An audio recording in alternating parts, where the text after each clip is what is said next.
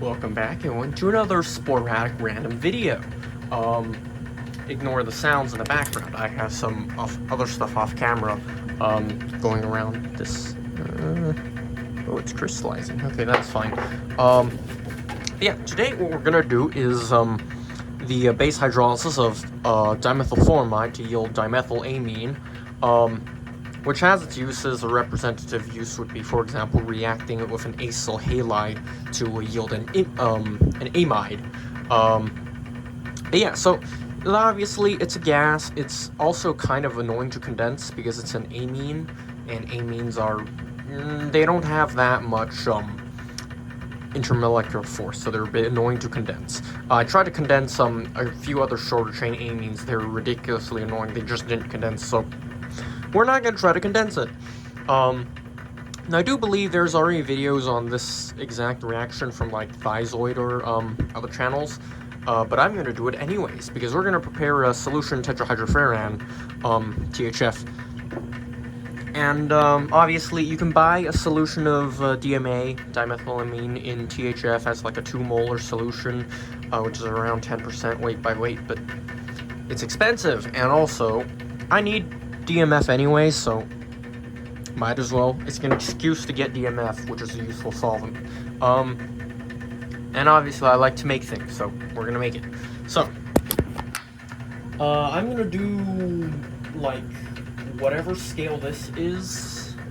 I don't know, like 0.2, yeah, 0.2 mole or something like that. It's around that. I cannot do mental math, but we're going to be using these amounts.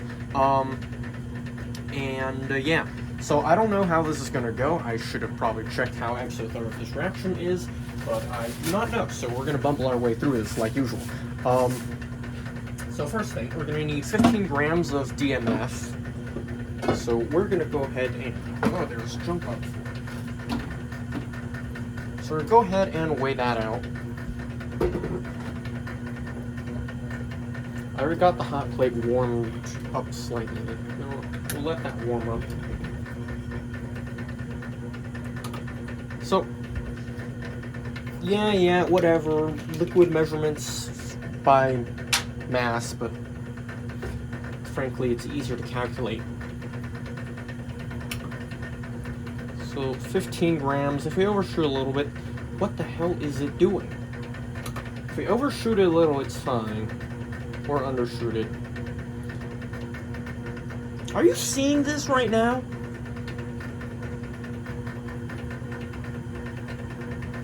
It can't be like DMF vapor or something, right? I don't know. Okay, I think it is just vapor coming out of the bottle or something.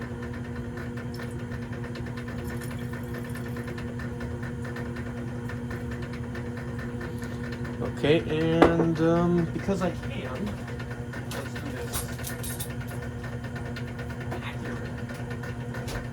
I bought 700 pipettes, and I'm gonna use them.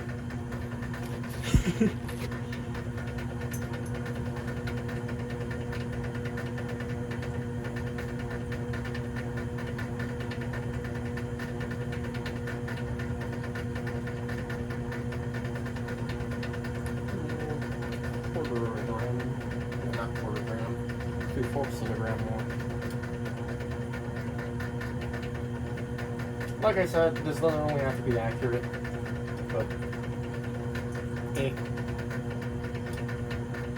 since I have pipettes now, I'm going to use them. I don't know how I got along for the longest time without having any pass-through pipettes.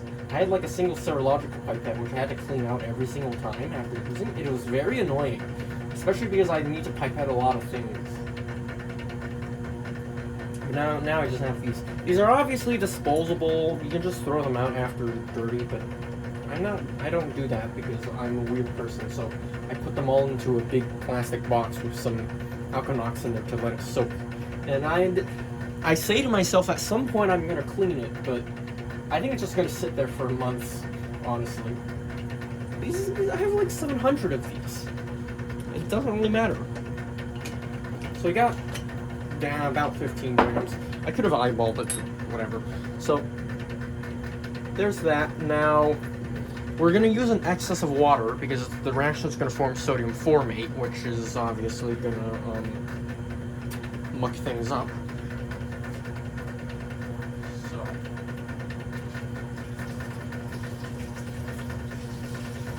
eggs at 20.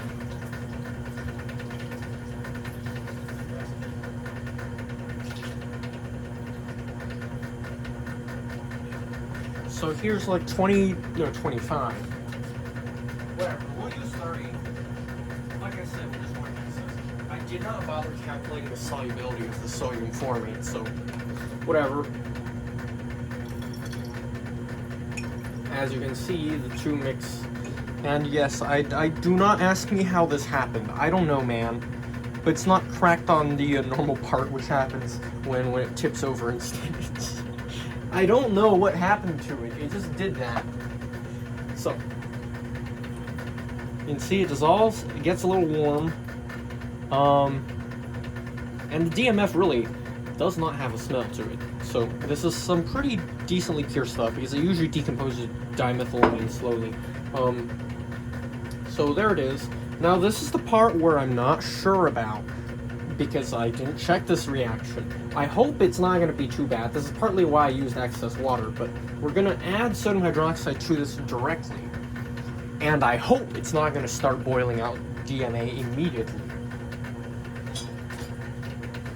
No spatula, we're going to use a plastic spoon. They're cheap. And I need to buy more of them. There it is. So, we're just going to add solid pellet sodium hydroxide to this. We need 10 grams, which is an excess, though more excess would help drive out more dimethylamine. So we're going to see how this behaves, because I genuinely do not know. 1 spoon of it. Does not seem to be reacting vigorously, so I think it's fine. So that means after this is all dissolved, we'll just put it on a hot plate and let it reflux to boil out dimethylamine.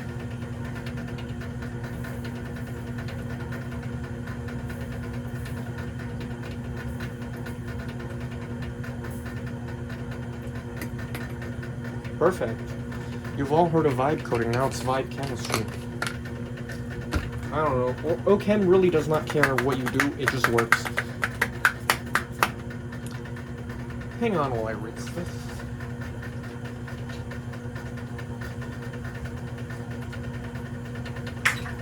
Rinse with unmeasured amount of water. And now, there is a smell to it. Amine smell. So that's the dimethylamine. So it's obviously dissolved in solution. This is significantly warmer, both due to dissolution and also hydrolysis. But now we're going to force the reaction forwards by boiling it. And force out in dimethylamine. And because you cannot smell things on camera, you know what? Party trick. You just leave these sitting for a while, they go back to a neutral color. Because it's not wet. So, yeah, you can see it's slowly boiling. That's dimethylamine. And also probably dimethylfuramide boiling out. I'm not sure. I forgot the boiling point. I didn't look it up, so. But I'd assume it's pretty high, so yeah, I don't think that's actually the DMF boiling. So I'm gonna put this on here. We're not gonna need that much heat, so that's why I'm just putting a round bottom flask on the hot plate directly. It doesn't really matter. So get that clamped down, and this side still has no amine smell yet, so we're good to go. And in the meantime, I'm going to go ahead and weigh out 83.26 grams of anhydrous THF.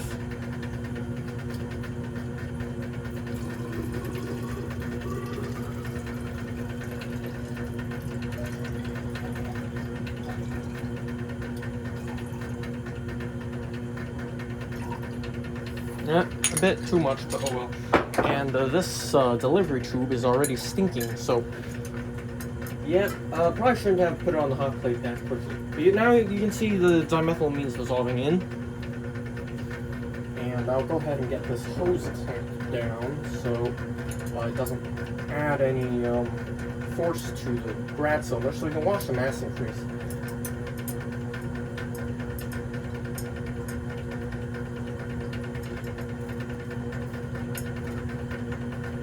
So you can see the mass is increasing, and my math says we will expect about 93 grams after all the dimethylamine has been added. Obviously, there's air in the system, so not all of it's going to come over, but oh well. I'm not aiming for an exact concentration, I just need it approximately, because I'm going to be using an excess of it in the reaction I'm going to try anyway, so it doesn't really matter. So just going to let that boil away on its own. This probably will need to be cooled occasionally, so I might pop into a water bath when it gets too hot, but for the most part, it's fine. And you can see it's very solid on THS, though there are bubbles making to the top, so I think I'll stir it a bit. Yeah, you can see a density, interference patterns. I accidentally snapped one of my long glass tubes, so now I have short this one. This is the only one I have left, but it's better than using a pipette.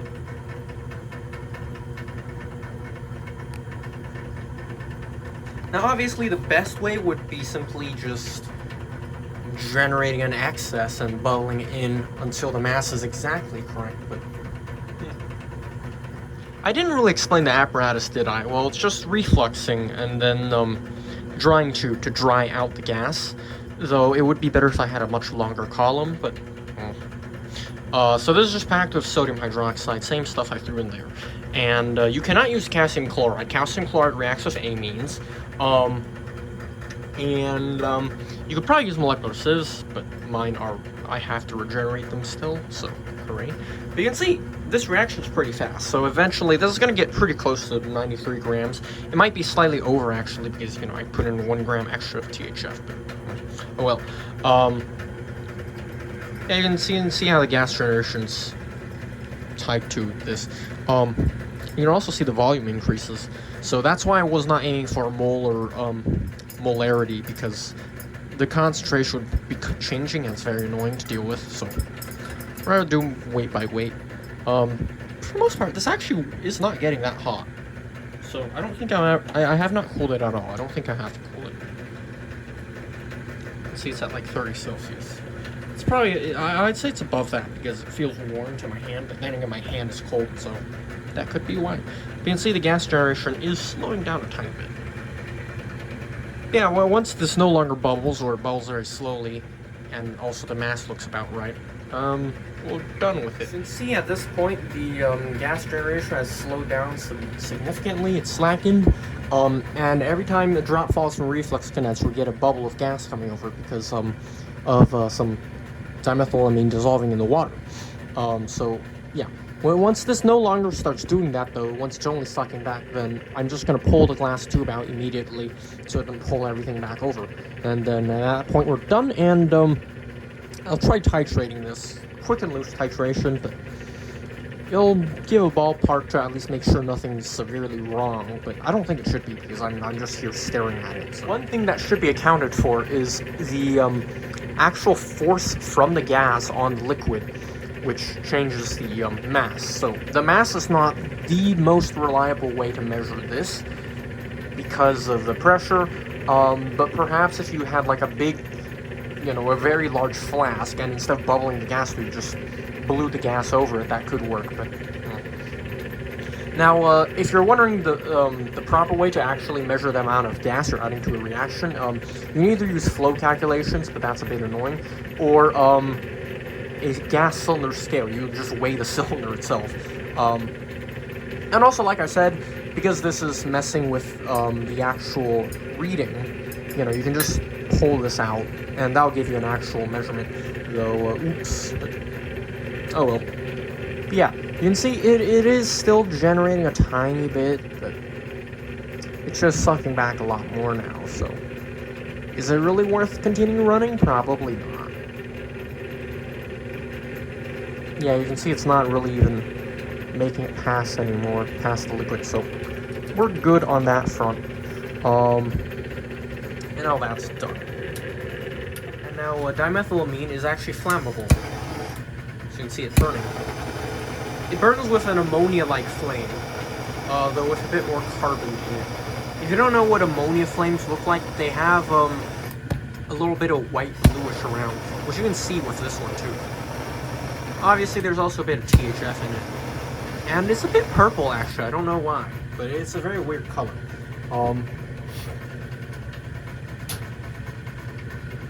Yeah, so we have 88 grams, which is not the expected amount by theory, but let's go ahead and figure out the actual process. So to titrate this, we're just gonna go ahead and add some amount of solution. So 4.05 grams. And to this, we're just gonna add some water.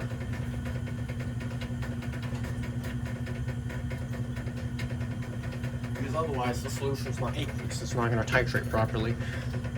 So this titration, again, it's not going to be an exact measurement because we're already mucking about with it inside of an organic solution. So, and we're going to use that as our indicator because that's what I have. And for our acid, we're just going to use standard HCl. So here's 1 molar HCl. I just diluted, you know, like 10 milliliters of 32% HCl into this until it's 100 milliliters total. So that's about 1 molar. Again, it's not going to be accurate, and it doesn't have to be because we're just going to find out ballpark. But it's probably going to be around like 7 to 10%. I'm leaving that boiling because I want to recover the sodium formate from it. So now we're just going to add bits of the acid. So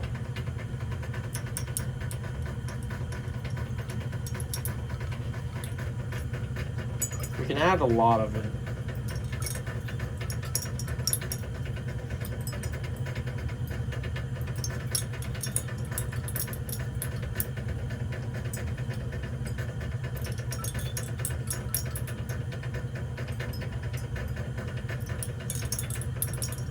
And yes, I could calculate the exact color I would want to see, but am lazy.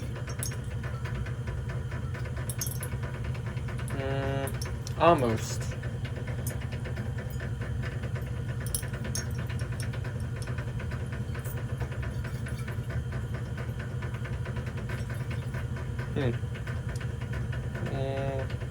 Let's see what that does to it.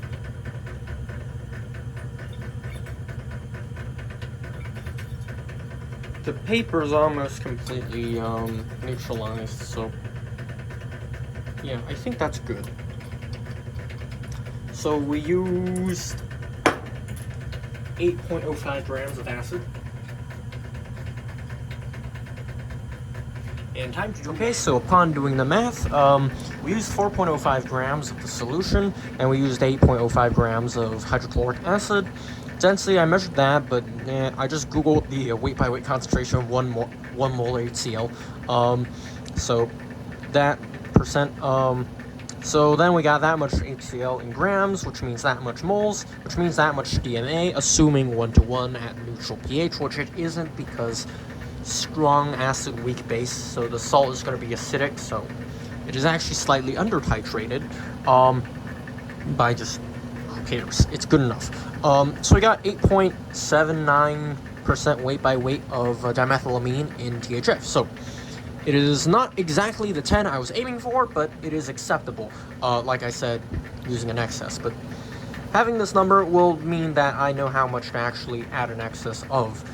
But either way, I was going to use like 1.5 equivalents or something, so it doesn't really matter if there's a little bit lacking in there. But there you go. So we got 8.8 weight by weight percent solution. So that can be attributed, for the science part of it, the discrepancy in the calculated versus actual is because I added too much THF and a bit of the dimethylamine kind of escaped because I didn't stick the tube in fast enough, and also not all of the DMA made it over into the solution. But there you go, and it's pretty much exactly 100. And for dryness sake, it's going to be over sodium hydroxide. Molecular would be better, but I don't know where my bottle of it went, and all my other ones are wet, so hooray.